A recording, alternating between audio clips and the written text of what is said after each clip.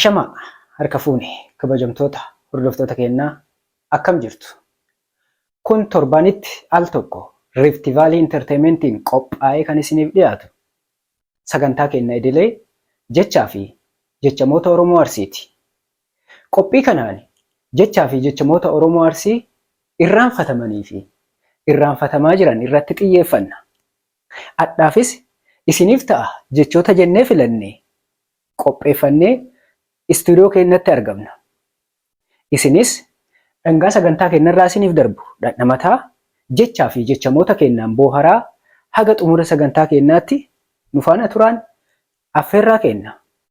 Qophicha qopheessuun isin faana kan turu ana Maanoo Waayyuuti. Eegumsi teeknikaa Mubaarak Amaanooti. Turtiin keessan wajjin haa ta'uun ammoo affeerraa kenna lamaan.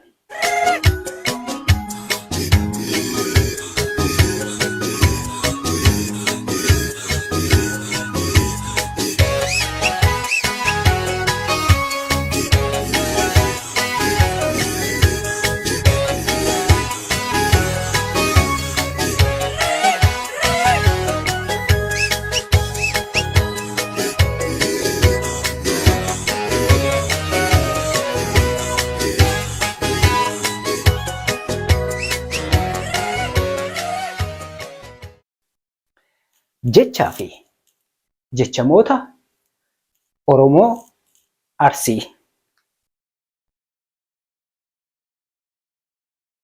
Bultii hin qabu yoo jedhan Arsii biratti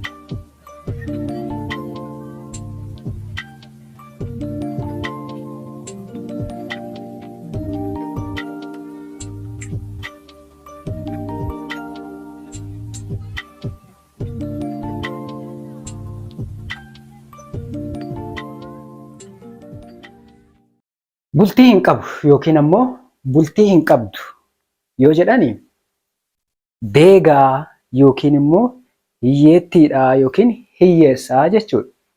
Akkasumas hin fuunee jechuufis ni ta'a yookiin ammoo hin heerumne jechuus ni ta'a jechuudha.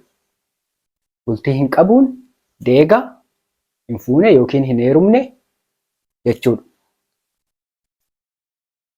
Buna ta'e yoo jedhani Arsii biratti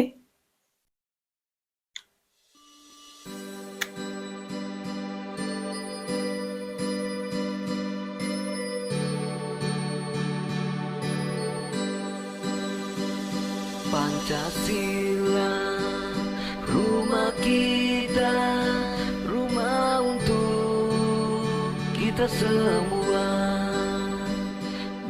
buna ta'e yoo jedhani qaalii ta'e, qaaliin kunis hin beekamu.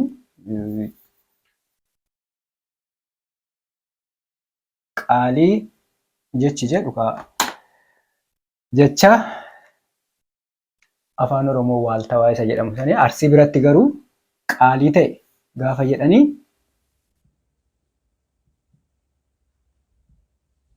mi'aaye.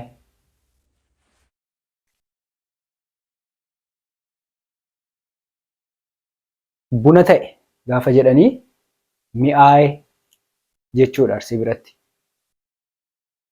Mi'aaye.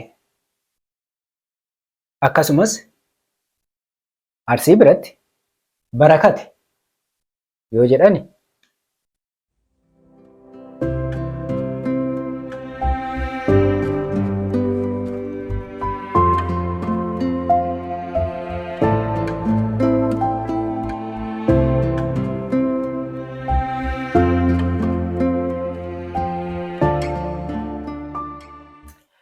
Barakate yoo jedhani Arsii biratti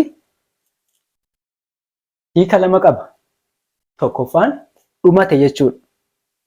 Barakate gaafa jennu dhumate kana ibsuu yoo barbaanne yeroo hedduu bunaaf fayyadamna. Bunni barakate jedhu. Kana jechuun bunni dhumatee jechuudha.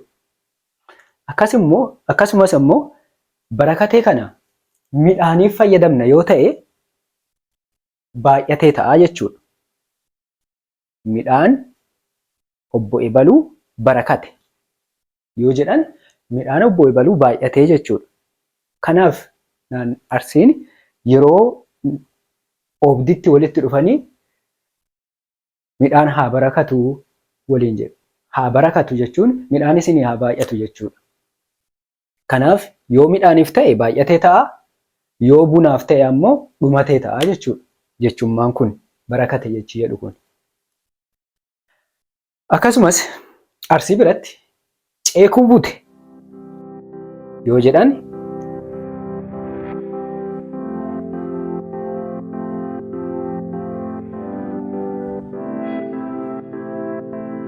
ceekuu bute yookiin ammoo ceekuu butte yoo jedhan didee yookiin ammoo diddee jechuudha.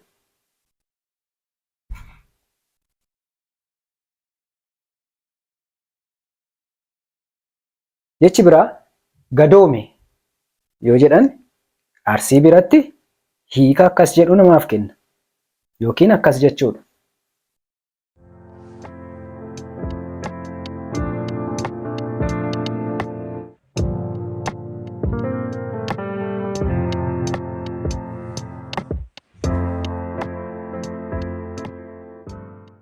Gadoome gaafa jedhan Arsii biratti kittaanate yookiin ammoo gadoomte yoo jedhan kittaanattee jechuudha.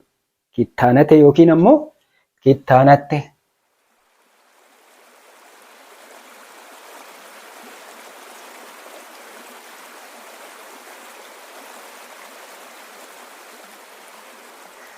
Kittaanate dhiiraa fi kittaanatte dubartiidhaaf yoo ta'e ammoo jechuudha. Kanaaf gadoome jechi jedhu hiika kana qabaa jechuudha akka Arsiitti. Egaa hadhaafis jechoonni filannee isin biraan geenna jenne kanuma haga ammaatti isiniif dhiyeessine kana ta'a. Torbaan jechoota birootiin deebinee haga wal agarrutti haga torbaanitti torbaanitti isin haa kennatu jenna. Sagantaa kana irraa barataa jirtu yoo ta'e sheer gochuudhaan firaa fi hiriyoottan keessaniin ga'a. Akkasumas jechootni kun akka naannoo keessaniitti hiika addaa yookiin hiika gara biraa qabu yoo ta'e hiika isaanii comment sekshinii keenya jalatti akkana jedhama jedhaatii nuuf barreessaa. Nullee isinirraa baranna. Ka har'aa geessineerra. Torbaan wal agarra. Ana Maanoo Waayyuuti. Fayyaa ta'a.